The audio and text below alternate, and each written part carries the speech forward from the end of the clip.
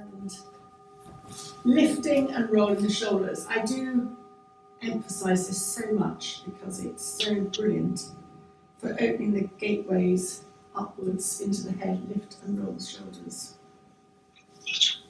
And stepping feet apart, very familiar, side to side.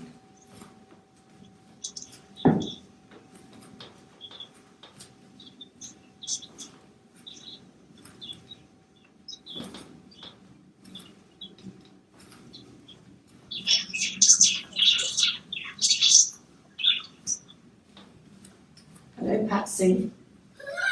I thought it was Patsy.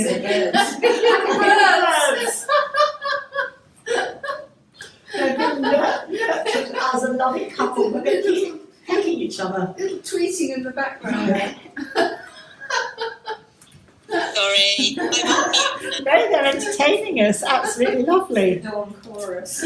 Chorus. The courting couple. Just very, very gently from side to side. So I don't know if you heard me say this is actually different from yesterday's, although it starts off quite in a similar way. And then come to the centre, lift and roll the shoulders. And imagine instead of you're holding your beach ball, you've almost got the sun between your hands, leading with the top elbow, go to one side, lift your heel if you need to, and then turn around your ball and leading with the other elbow. And just find your rhythm, breathing as you move one way, and breathing as you move the other way. It doesn't look like very much, but you're balancing your pelvis. And you're also in this gentle sway and focusing on your ball, your sun for today, with the summer theme. You're balancing the brain hemispheres. You would need to do this for quite some time to get the complete benefits. And people often ask me, well, how long is the right time? And it's probably about 50 times. But in most classes you would, perhaps 25 times, but actually it's kind of nearer 50. So you might be a bit bored by that stage. And then just very gently come to the centre. And again, lift and roll the shoulders, and breathing in, turn your head slowly to the left. Breathing out, turn your head slowly to the right. In to the left, and out to the right. And one more time in your own breath.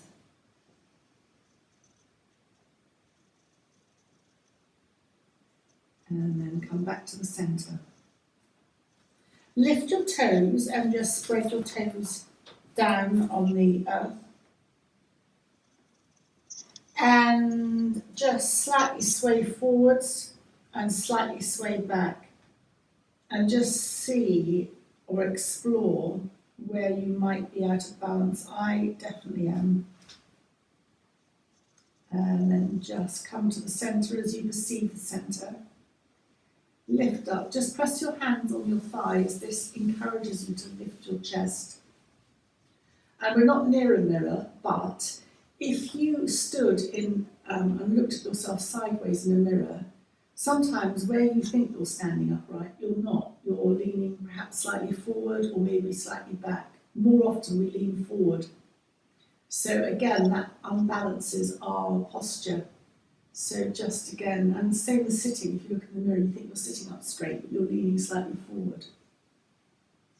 And then breathing in, circle the hands upwards, lightly touch fingers so that the fingers are doming. No pressure, look ahead. Breathing out, lower the hands back down alongside you. And again, we're going to repeat this a number of times. Breathing in, circling the hands up, touching the fingers, looking ahead. If that's too much, you bend your elbows so that you're not going up quite so high. Breathing out, lowering your hands. And again, circling up, you're beginning to stretch. You should feel the stretch. And you move so slowly. It gives your body a chance to make micro adjustments. And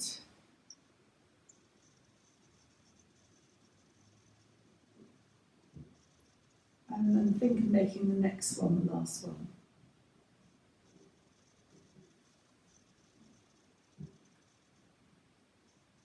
Just touching the fingers, breathing out, lower your hands. So the next one for anyone with back issues, stepping forward with the left foot slightly into the outside for greater balance, and your right foot is out to the right, slightly about 45 degrees. So for back issues, we're going to be lifting our hands up and slightly bending over. So I might suggest, I'm going to turn around just for demonstration purposes, but you might like to lift your arms up, but for back issues, you might like to hold there or slide your hands there, not coming down, in other words, quite so much, but you choose where you feel. For anybody else, come to here or come to touch the ground. That might be a step too far, so just see where you are at. So breathing in, circling the hands up, keep looking ahead, lightly touch the fingers, and breathing out, soften the front knee and come to where it works for you. So I'm going to suggest either come to place the hands on the shins or hands on the floor.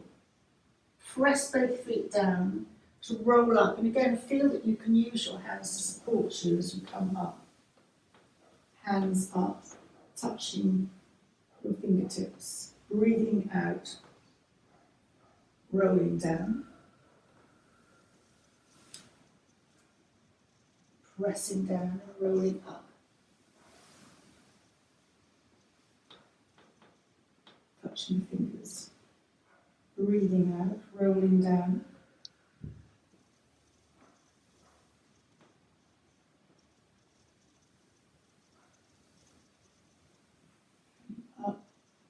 you'll feel the back right leg, you're opening the hip on the right side. As you come down, just tummy in and feel that you're lengthening along the spine, your chin slightly in, so that you've got length on your spine. Pressing down. And make the next one the last one.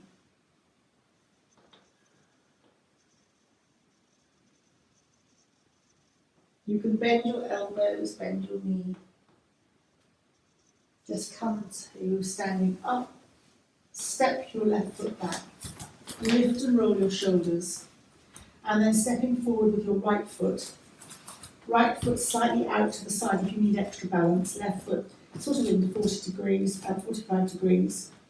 I tend to keep my back foot down. There is a yoga option to lift the back heel, but if you do that, beware of your balance.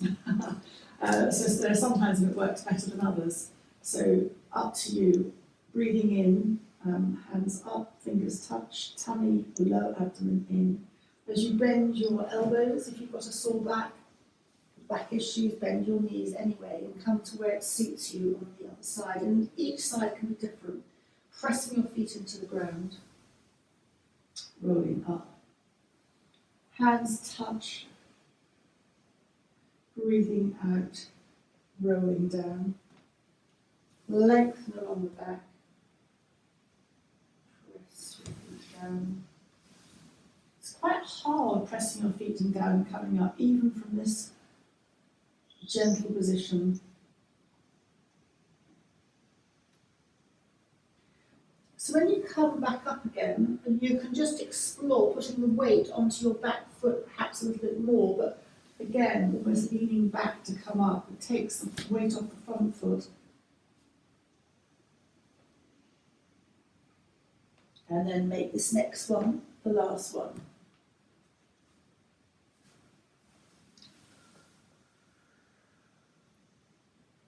And lower the hands. Step the right foot back and come to a seated position with legs out.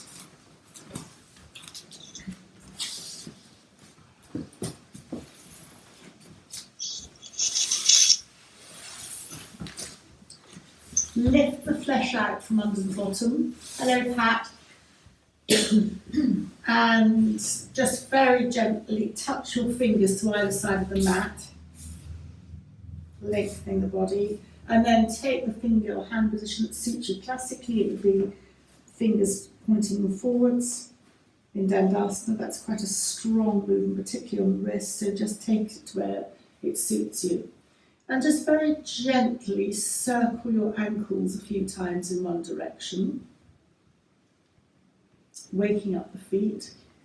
And notice where there's a gap in your circle. Sometimes your circle flattens off. I notice mine does. And then circle your ankles in the other direction.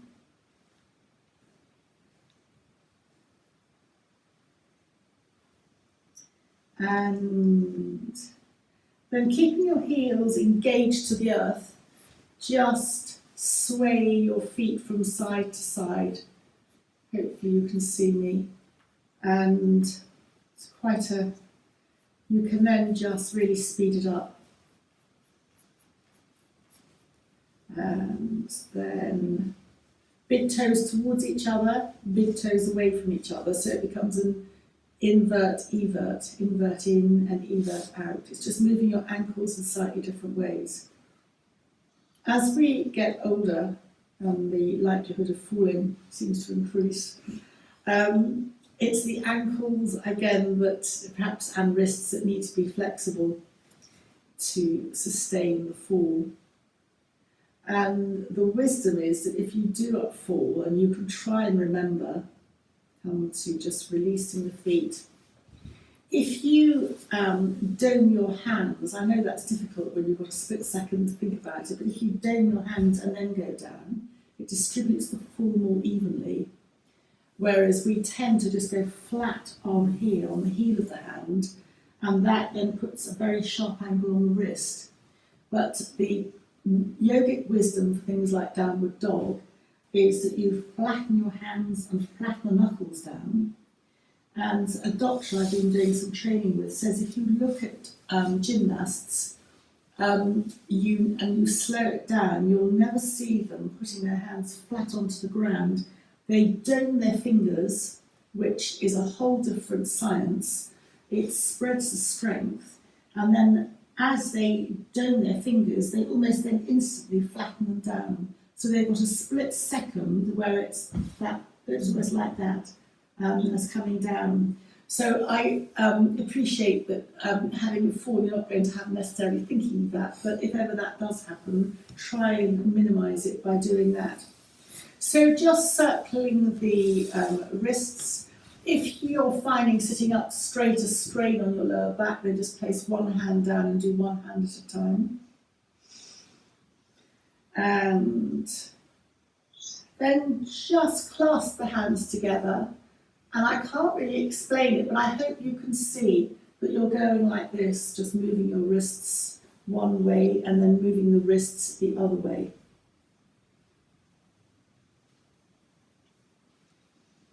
And then just open your fingers and then dome them in. Open your fingers and dome them in. And these domes form part of quite an interesting concept. Because if you bring the tips of your fingers together, you're doming your fingers, and it almost represents the body where bone doesn't touch bone, it's connected with ligaments. So there's greater strength in doing this than just some of the other flatter movements. There's a whole science behind it, but quite interesting. And just a final point, on the Chinese buildings you've never been there in Beijing, but even if you haven't, they don't have solid foundations, they're sitting on top of the earth, and so they've withstood earthquakes because they have the flexibility to move when the earth shakes, whereas our buildings tend to have deeper foundations and don't necessarily last quite so well, not that we're in earthquake territory. But there was again a scientific study that came up that the Chinese really knew what they were talking about in creating strength, and that strength with the flexibility kind of reflects in the body. So just open your legs into a V. Right foot comes in. It doesn't have to be precise. You can have a bolster or support. Your sole of the foot is aiming towards the inside of your left leg. Lengthen your body, extend your left heel, and breathing in, circling your hands to touch at the top. Turn your body to the left. For the back issues, I'm going to suggest bending your elbows as you just bring your hands to the ground and slide them along a little bit or a lot. You'll get your own measure. Hands either on the shin or on the floor. Janusasana, head to knee pose. Tummy in as you slide up. If you're very strong in the lower back, touching your hands, breathing out, you can come straight over, but that is harsher. Bending your elbows is always a softer descent, sliding along. You'll feel this in your outer right hip. You're boosting, as you lift your arms up, boosting the immune system on the right side of the lower groin, sliding down.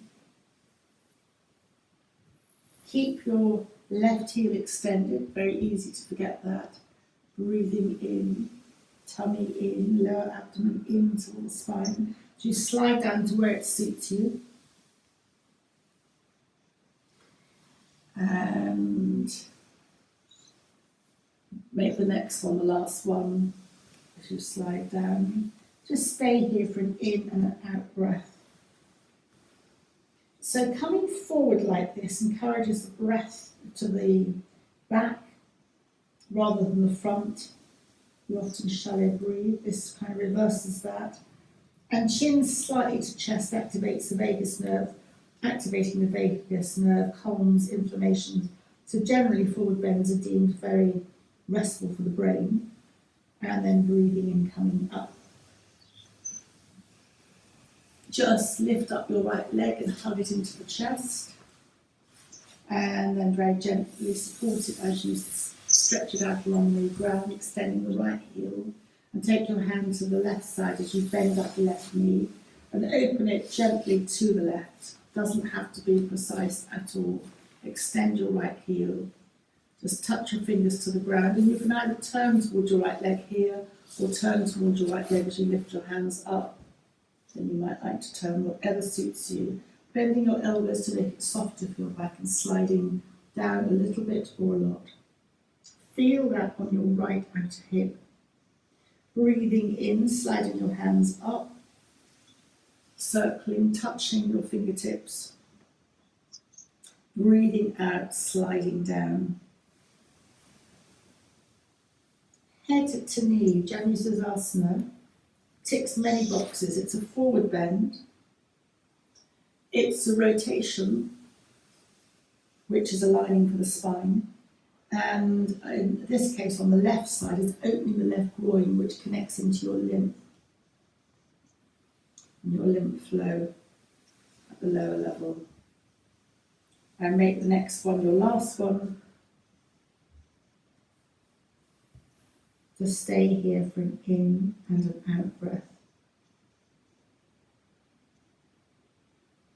And then just sliding up, supporting the left leg underneath the left thigh.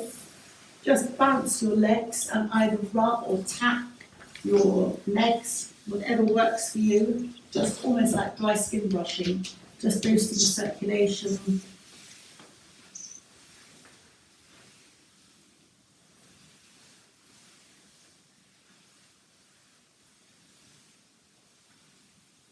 And then come to lie down. And I'm going to come this way, tip around.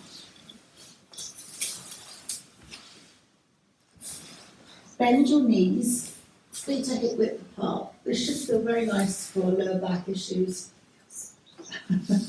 And just take a moment to adjust.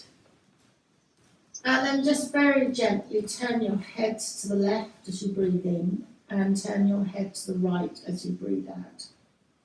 And just repeat that a couple of times. Left as you breathe in and to the right as you breathe out. Come back to the centre. So keeping your feet where they are, extend your right knee 1 millimetre and then extend your left knee a millimetre. So you're actually slightly moving at the hips. It's almost a slightly swaying or twisting. Left knee forward a few millimetres, right knee forward a few millimetres. And you can feel that you can adjust your feet if you need them wider apart. So if I really extend my right leg a few millimetres, I'm lifting my right hip and rolling slightly onto my left. Come back and then slide the left leg forward, and you can lift the left hip. How much you do this is entirely up to you. It's doing a movement that we don't often do, and my understanding is that it's going back into what it's called the reptilian movement. So it's a very ancient movement that reptiles slide along the ground that way, that slithering aspect, but it's very key and useful to free off the diaphragm. And the invitation on the training I've been doing is to think of the diaphragm and the psoas muscle as a matrix operating together. So again, you're freeing off the diaphragm all the way down through to the psoas. And it introduces a sort of freeing movement that's connects back to our limbic brain? Anybody who's science orientated might be able to correct me there, but it's a much more ancient movement. It's limbic. Limbic, it is limbic. Okay, thank you. Oh, do you? Okay. Yeah, thank you. And then just very gently just come to resting the knees. And this time let both knees drift over to the right. Your left hip might lift a little bit or a lot, again up to you. You can always have a cushion or support underneath your knees as you go from side to side. Your hands can be resting palms down along your abdomen, and let both knees drift very gently over to the other side, to the left, as you're lifting your hip. And again, this is moving from side to side, but you're moving in a slightly different way. So all these movements come under the somatic movement umbrella. This particular one explores the relationship of the limbs with the torso, which is part of the aging process when that gets stuck or doesn't move quite so easily. And you might find that your head is going from side to side, so classically you're invited to move your head away from the direction of the knees, but within the somatic movement you are invited to move your head whichever way feels appropriate. So that might be towards your knees, whatever works for you. So your spine is being supported, your base and top is being supported by the ground, but your spine is moving almost like a very gentle rotational dishclother ringing movement. So it's the base of the spine and the top around the cervical area is being very gently given freedom of movement, but very safely.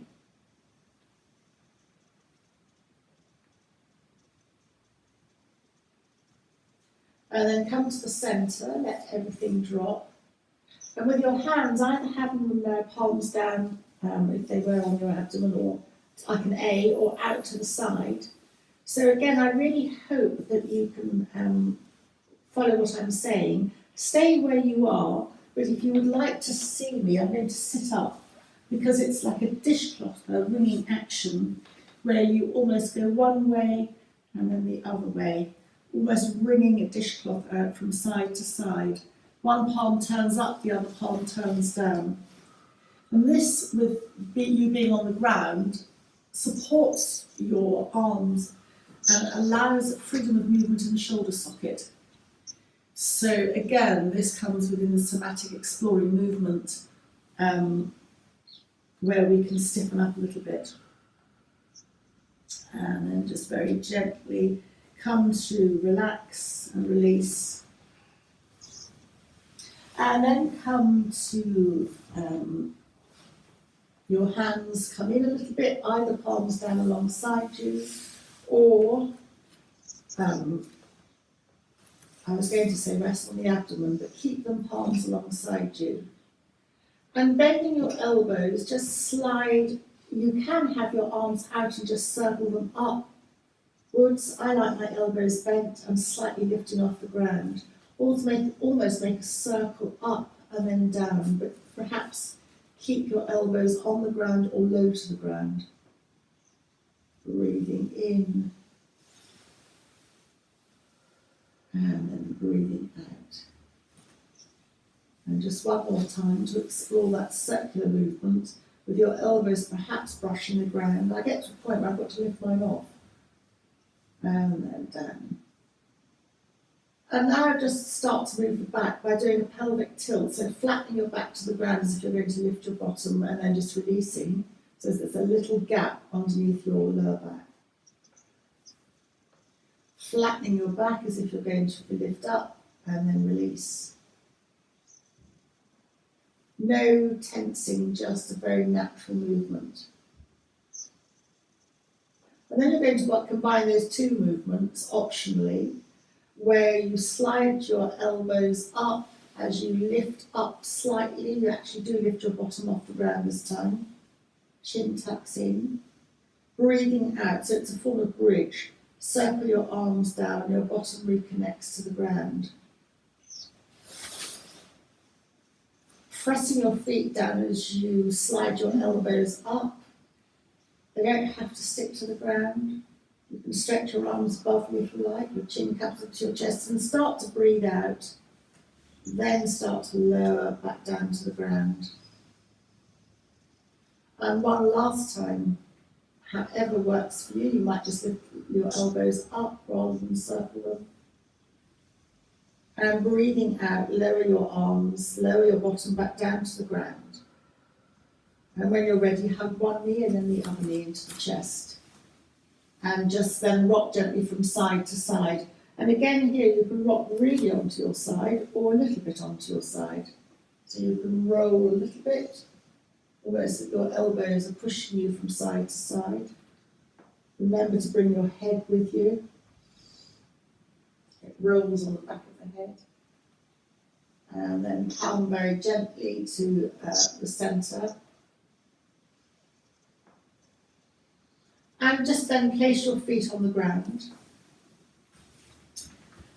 So then stretch them out along the ground so that they're in Shavasana. Again, extend the right heel and then extend the left heel. So as the heel extends, there's space being created in the right hip and then the left hip. You're almost going from side to side on your hips. And then come to relax in the centre. Keep your left leg where it is and bend up your right knee so that your right knee goes out to the right like a half-lying tree. And then breathing out, extend your right leg along the ground. And then bend up your left knee a little bit or a lot. And then extend your left knee, left leg goes on the ground. And then just a couple more times on each side, bending up one leg, half tree, extending it. And you'll see that you're moving your legs in the hip sockets again in a slightly different way. Again, this comes into the somatic movement of flexibility in the hips. And yet your hips are secured by the ground. So it becomes a very safe movement. If you were standing and doing this, you might wobble a little bit and not get the integrity of the pose quite so well.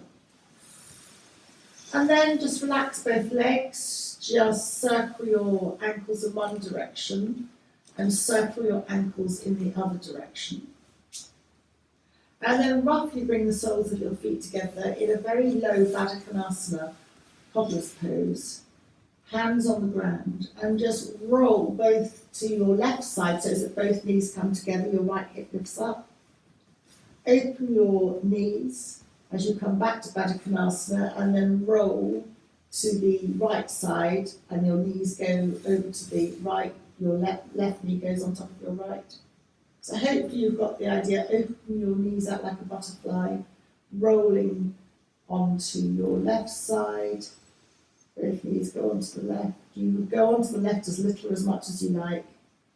So again, it's a very easy way to get into Baddha Konasana, but by keeping it dynamic like this, it's sometimes slightly softer because it can be quite tough opening the inner groin on both sides. Just rolling from side to side. The back of your head just slightly rolls. Just checking that your chin's not up to the ceiling, but it's not necessarily tucked down, but it's the back of the neck's lengthened.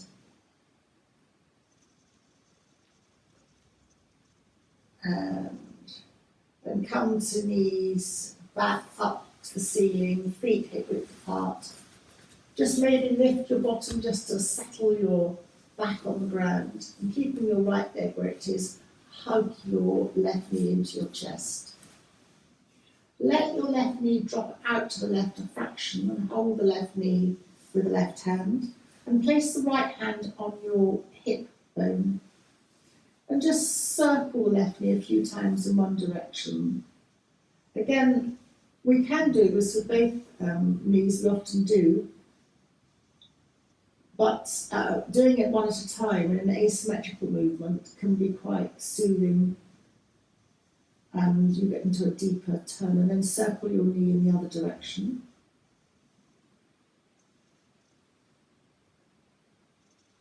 And then if you're able to, cross your left leg over your right. Hands either stay on your hips, your abdomen, or palms down. And just or on the ground, just let both knees sway from side to side. Again, how much you lift your hips is entirely up to you. You can let your head join in, and again, there's no right or wrong way. Just move your head how you feel like it, and again, it's all optional. You're massaging across the top of your bottom. Very useful if you've been sitting a lot, any long drives, and then just come to the centre. Take your hands, if you need to support you under your left thigh, to take your left leg off your right. Place the left foot on the ground. Knees are hip width apart, and just gently sway both knees from side to side. And then hug your right knee into your chest. Hold your right knee with your right hand, let it drop out to the right slightly. Your left hand can rest on your left hip, and circle the right knee a few times in one direction. Again, your circle can be tiny or big. You can start off small and make it larger. And then very gently reverse that circle again. You might like to start wide and come back to smaller. And then very gently cross your right leg over your left. Hands can rest palms down or on your abdomen, whatever works. And gently sway your knees from side to side, but you're quite able, and it's nice to lift your hips off the ground as you do that.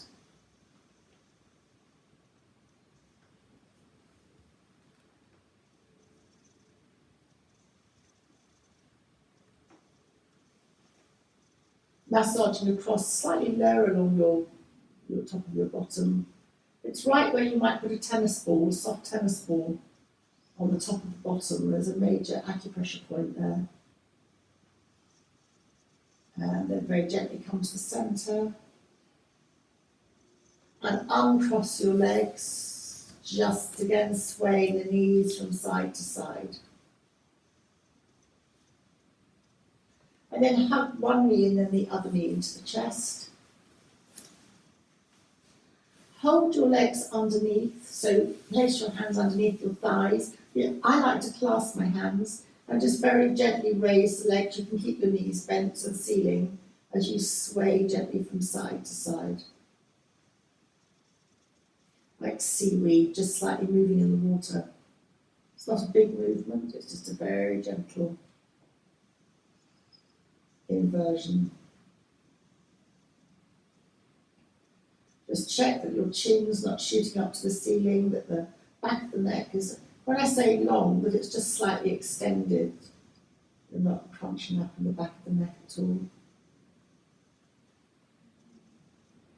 And for those of you who've got long arms, and not all of us have, you can just extend your hands a bit further along to the calves. And if you want to take hold of your big toes and open your legs into a V, then feel free to do so. But again, I just hasten to add this is optional. You can place your hands anywhere on the legs. You can place them under the thighs, under the calves, wherever works for you, just swaying gently from side to side.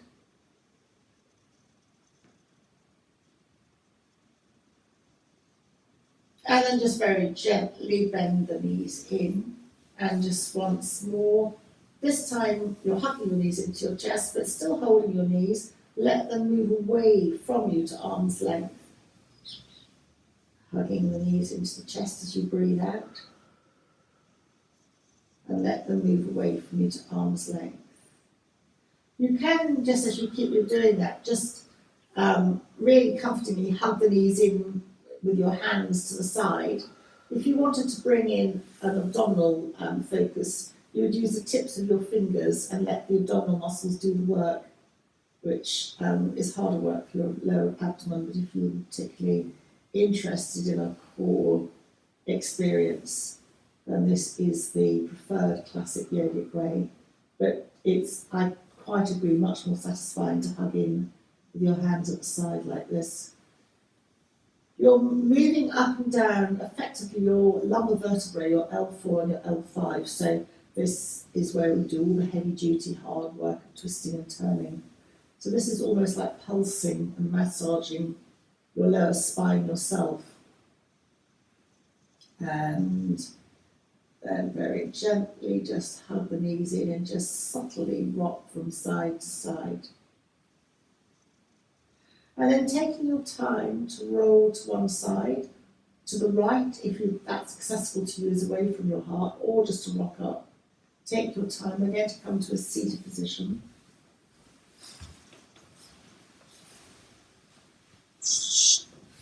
I know that some of you aren't keen on having cross legs, prefer the knees out. So either knees out or cross legs, whatever works for you. Just lengthen your body and lotus breath or whatever flower you want.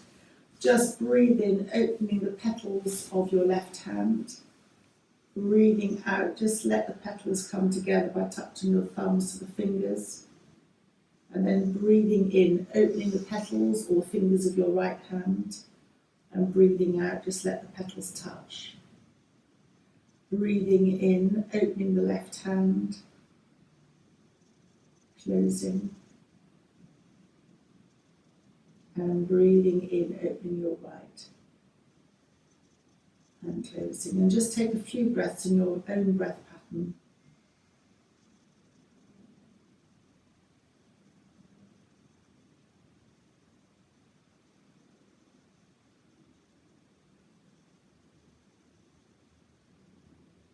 Your chin slightly tucks down, not a lot, to your chest. In other words, you're not raising your chin up. Just let the effects of what the practice of what we've done absorb into the body.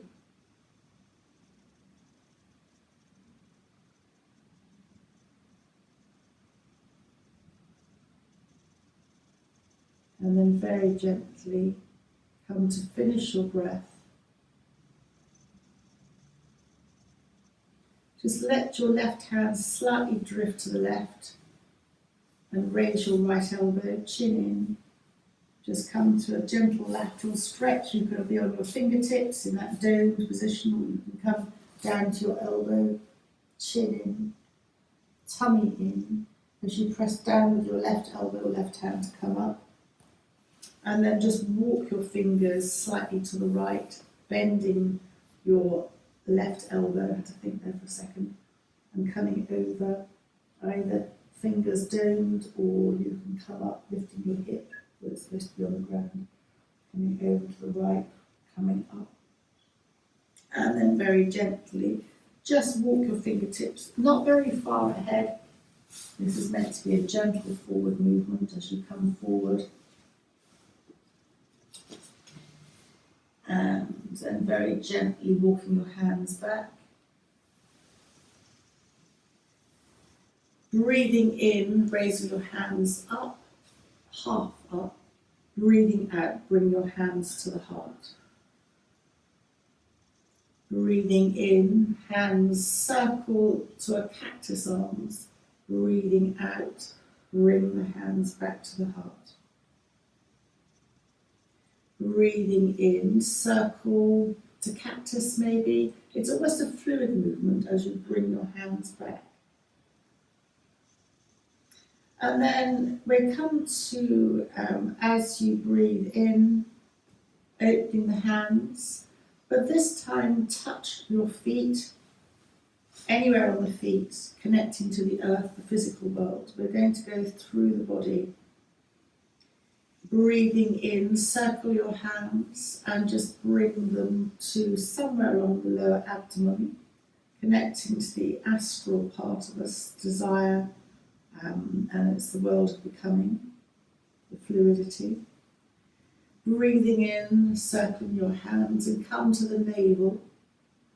So this is the causal body, or the silent world of emotion, which connects into the next also world of emotion. So digestive system is obviously flexing. If you're not upset, you can be reflecting the abdomen, the tummy area.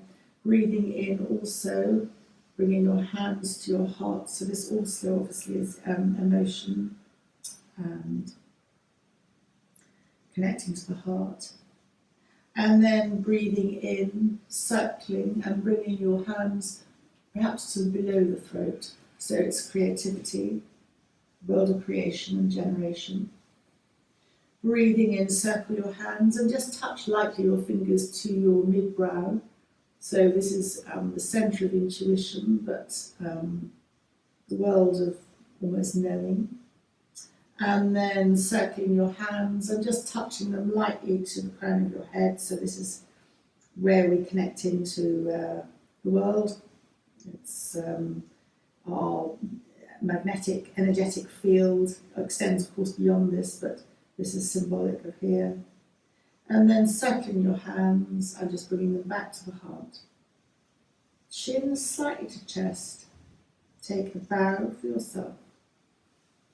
And thank you very much for joining me today.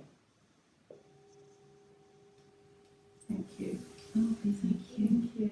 And I was going to say, I'm not, as I said to Sarah yesterday, I'm not Patsy, I'm not a great one for chanting particularly, but in the summer solstice, because I'm useless at it anyway, but in the summer solstice, particularly, there is a chant that you chant on the exhalation. It has the effect of calming the mind, and it has the effect of lengthening the breath with your movement. And it goes through the 5 bodies of, almost like our astral bodies, not the energy bodies, but the almost like the inner, the physical and the mind and the emotion, and the various levels of mind. And the chant is an awareness of the whole of us, connected particularly at times of the solstice and the equinox. And so the very first one you say ma, aham, aham, and then anam is the first one. And then you go through ma, aham, aham, pranam, and you go through the bodies like that. And it is quite meditative in its purpose. You could say 1, 2, 3, 4. It doesn't have quite the same roll all the time. And it's just an invitation to connect to each of the bodies. But the purpose of extending your breath like this is that it calms and slows the nervous system down. So that's that. So thank you, everybody.